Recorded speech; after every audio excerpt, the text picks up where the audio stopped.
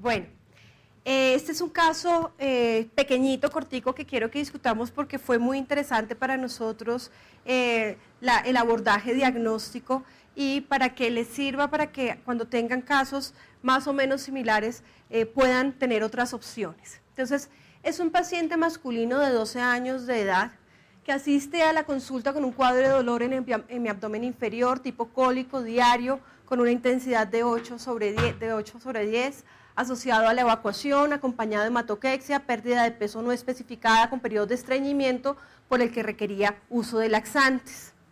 Dentro de los antecedentes personales tenía un nasoangiofibroma que requirió manejo quirúrgico a los 10 años de vida y una hemofilia diagnosticada a los 6 años de vida.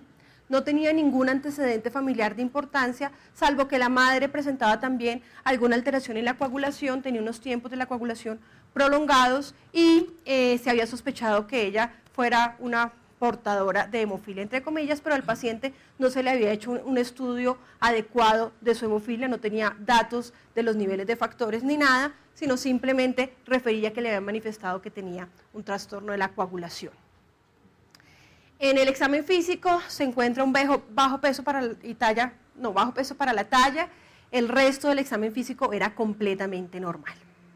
¿Qué exámenes paraclínicos entonces estarían indicados en este paciente? Obviamente pues nos vamos a referir más a la parte de ustedes que a la parte de gastroenterología. ¿Qué le harían?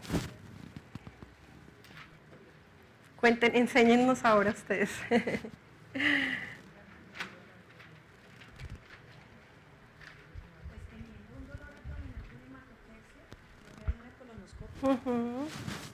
Bueno, nosotros también. Entonces, también tenía una ecografía de abdomen, un cuadro hemático normal y le hicieron una colonoscopia y encontraron una poliposis múltiple. Entonces le hicieron biopsia que fue compatible con una poliposis adenomatosa múltiple y esta es producida por mutaciones en el gen APC. El gen APC es un gen que ayuda a controlar la proliferación y el ciclo celular. Entonces, cuando tenemos mutaciones en este gen, se nos va a producir que la célula entre nuevamente en mitosis cuando debería estar quiescente, no se quede en ese estado, sino que entre a mitosis nuevamente y eso hace que se dé la proliferación tumoral, como nos contaba la doctora Carolina Rivera el día de ayer. Dependiendo de la mutación en el gen, vamos a tener poliposis más o menos severas. Usualmente los pacientes que tienen este tipo de poliposis, los síntomas aparecen tardíamente, aparecen después de los 15, 20 años, por eso es que no les llegan a la consulta en una forma periódica. Sin embargo, cuando tenemos casos muy severos, con daños muy severos en el gen, pueden tener síntomas desde mucho antes y hacer pues el cuadro mucho más tempranamente en la infancia, como en este pacientico que ocurrió alrededor de los 10 años. Pero entonces, ¿qué pasaba con los otros dos antecedentes? ¿Qué pasaba con...? Bueno, acá vemos todos los síndromes hereditarios que pueden cursar con cáncer colorectal. Tenemos el adenoma y el carcinoma colorectal múltiple que se producen por mutaciones en el gen MIH, el carcinoma colorectal hereditario y agenesia dental que se producen por mutaciones en el AXIN2, el cáncer colorectal hereditario no asociado a poliposis en el MSH, el desmoide hereditario que se produce en el APC, lo mismo que la poliposis adenomatosa familiar y la poliposis juvenil en el MAT-H4. Entonces, también tenemos pues otros genes que cursan con este tipo de poliposis y ahí están descritos los genes que producen estas entidades. Pero ¿qué pasaba con el nasoangiofibroma de este paciente? Siempre hemos dicho que cuando vemos muchos hallazgos en un paciente tenemos que pensar que es una única causa y no que son múltiples. Entonces, esta poliposis adenomatosa juvenil en esta poliposis adenomatosa familiar, se asocia a manifestaciones extracolónicas. Dentro de las manifestaciones extracolónicas, una común es el nasoangiofibroma y otro tipo de quistes y tumores que pueden aparecer en cualquier tejido. Y esto pues es fácil de pensar porque si es una mutación, un gen que controla la proliferación celular, no solamente la va a controlar en un solo sitio, en todos los sitios en donde se exprese este gen se va a alterar ese control del ciclo celular y nos va a producir la formación de tumores. Entonces ya explicamos dos de los hallazgos. Ya sabemos que las mutaciones en el gen APC le producen la poliposis adenomatosa y además le producen el nasoangiofibroma. Pero, ¿y la hemofilia? Entonces, cuando miramos y revisamos este caso, encontramos que el gen del APC está ubicado en el cromosoma 5 y hay una forma de hemofilia por la deficiencia del factor 12 que también está localizada en un sitio cercano en el gen. Le mandamos a hacer un análisis a este paciente, un cariotipo de alta resolución, y encontramos que el paciente tenía una delesión que involucraba toda esta región del cromosoma 5.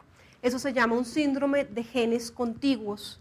Entonces, es un paciente que tiene varias enfermedades, pero todas dadas por un mismo mecanismo, por un mismo origen, que es la pérdida de una región cromosómica, que ayer veíamos que estas regiones cromosómicas pueden encontrarse 10, 20, 30 genes, y cuya delesión llevó a la enfermedad.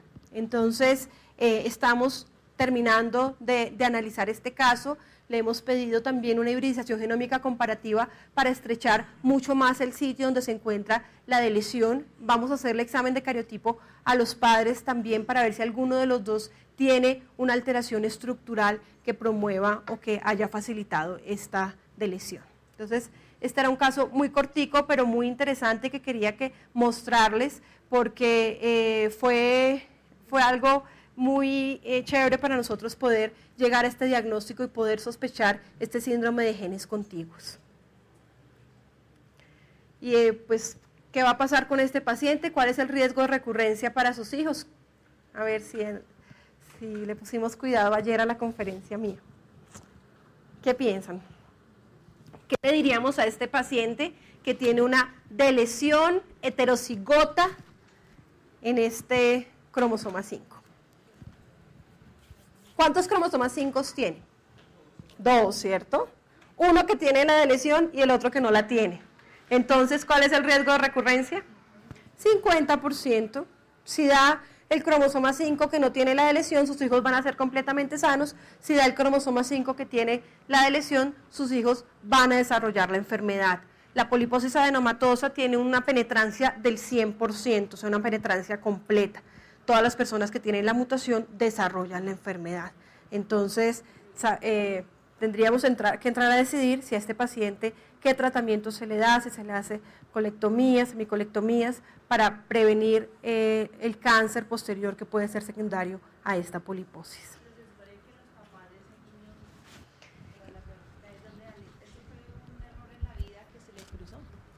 No, o sea, las alteraciones estructurales cromosómicas en un 80% de los casos son de novo y el evento se produce en la gametogénesis de alguno de los dos padres. O sea que o el óvulo o el espermatozoide llevaba la delesión en ese cromosoma 5. ¿Sí?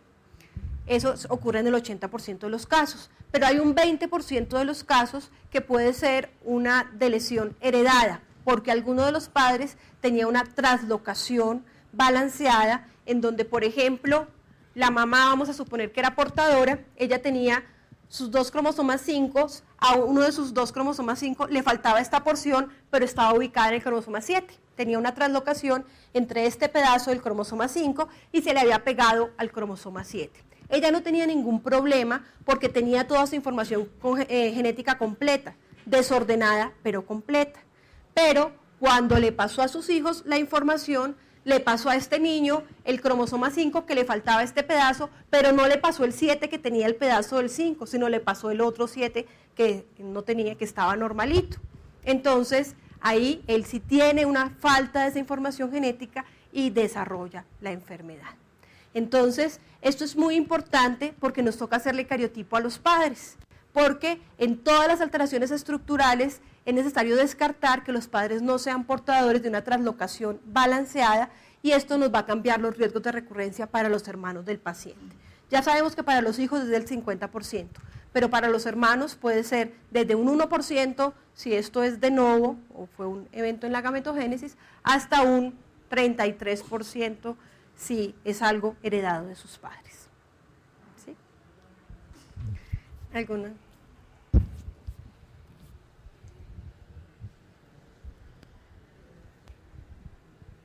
Sin duda uno espera encontrar síndromes asociados, pero también hemos visto lo contrario. Y pacientes que tienen una patología y a su vez tienen otra que no tiene que ver la una con la otra y ambas son genéticas. Esto para aclarar de que no debemos cerrarnos. Nosotros los médicos, como se decía ahorita, somos muy psicorrígidos y todo queremos involucrarlo en una sola patología. Yo ayer les contaba de unos casos que llevé a Cusco, al Congreso Latinoamericano de Errores Innatos del Metabolismo, de una niña, por ejemplo, que tenía un Prader-Willi, tiene un Prader-Willi, y a su vez tiene una deficiencia de ornitin transcarbamilasa, y es mujer, y sabemos que es una enfermedad ligada a X, ¿ya? Entonces, todo eso estaba en contra, ser mujer, tener ya una patología de base, y encima de eso ganarse otra enfermedad. Entonces, esto para recordarle a los colegas que si bien es cierto, tiene uno que tener un enfoque dirigido, también no perder de vista que a veces llegan unas cosas que uno no se las explica. Entonces, cuando no se las explica, hay que buscarle otras cosas. O sea, todos tenemos riesgo de que se nos presente tener un hijo con alguna alteración. Cada entidad es una rifa. La rifa de la deficiencia de la ornitin transcarbamilasa debe ser alrededor de 1 en 100.000, la rifa del Prader-Willi 1 en 10.000, 1 en 10.000 por 1 en 100.000, da 1 en 1.000 millones, justo la paciente del doctor Márquez. ¿Se puede ganar uno la rifa? Por supuesto que puede ocurrir. Yo tengo pacientes que tienen simultáneamente varias entidades. Tengo un paciente que tiene retinoblastoma y neurofibromatosis. Tenemos varios que tienen varias cositas. Entonces, chévere cuando uno puede enfocar todo en identificar que es solamente una causa, pero hay veces que no podemos hacerlo y que probablemente sean 2 enfermedades que ocurrieron al azar en una misma persona. Entonces, pero este sí es un ejemplo dentro de los que pudimos identificar que sí era realmente una causa o una sola enfermedad lo que nos estaba produciendo ambos cuadros clínicos o las 3 patologías clínicas en nuestro paciente. ¿Alguna otra pregunta? Bueno, entonces vamos a tomarnos el cafecito.